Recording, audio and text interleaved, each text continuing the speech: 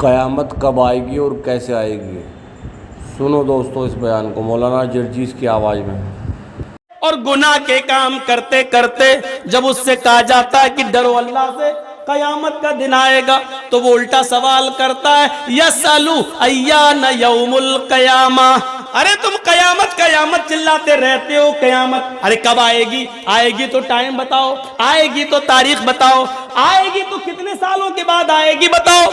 अरे मेरे दादा जिंदा थे तब भी यही सुनते आए, बाप जिंदा थे तब भी सुनते आए, अब हमें जिंदगी मिली हम भी यही सुनते आए, हमारी औलादें भी यही सुन रही हैं और इनकी औलादों की औलादें भी यही सुनेंगी। अरे कब आएगी? अरे बताओ ना कब आएगी?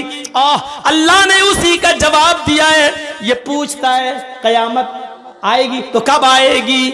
सुनो, फैजा बरिकल बसरू, आंखें जब चुंधिया जाएंगी, आंखों की रोशनी सल्ब हो जाएगी। ऐसे करो, चुंधियाना किसको बोलते हैं?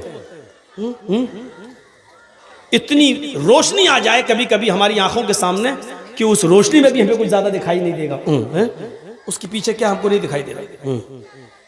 इसको कहते हैं जब कयामत आएगी तो उसकी पहचान ही होगी, फैजा बरिकल बसर, आंखें चुंधिया जाएंगी,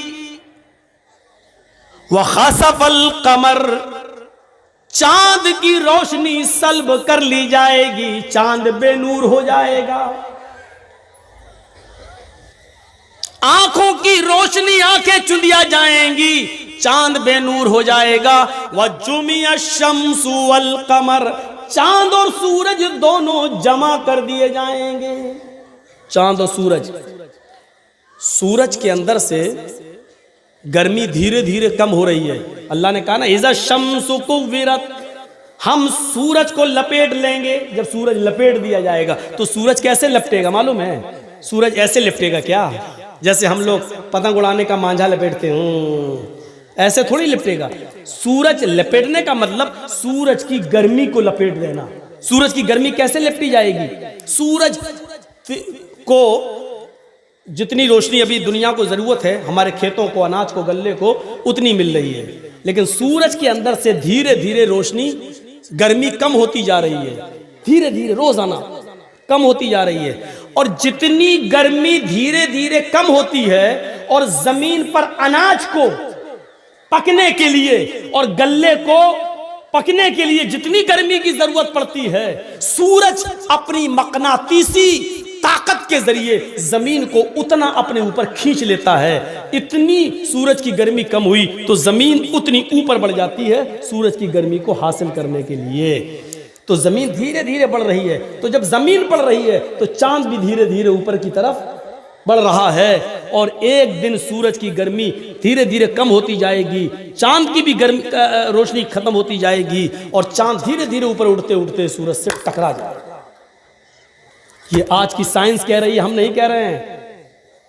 जब चांद धीरे धीरे ऊपर जाता जा रहा है, बढ़ता जा रहा है और सूरज की रोशनी कम होती है, तो चांद सूरज से उतनी रोशनी लेने के लिए ऊपर की तरफ बढ़ता जा रहा है और बढ़ते बढ़ते सूरज से टकरा जाएगा। जब सूरज से टकराएगा तो चांद और सूरज दोनों जमा हो जाएंगे और जब दोनों जमा हो जाएंगे तो वह जुमिया शम्सु वल कमर, कुरान की आयत पर दुनिया धड़ाधड़ ईमान ले आएगी।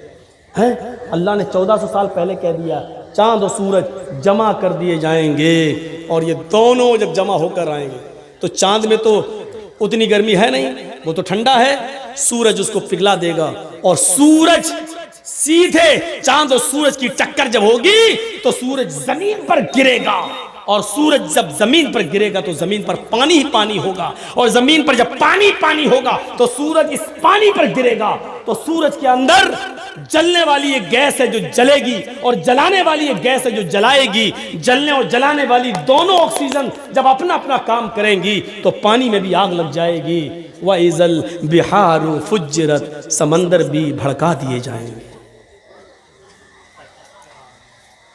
साइंस तुम पढ़ते हो, बताना एक मुल्ला मौलवी को पढ़ रहा है। कम से कम ये जिम्मेदारी तो तुम लोग संभालो, हम लोगों को हमारी लाइन में रहने दो। लेकिन अफसोस ये है कि तुम्हारी लाइन भी हम ही अपनाएं और हम ही बोलें।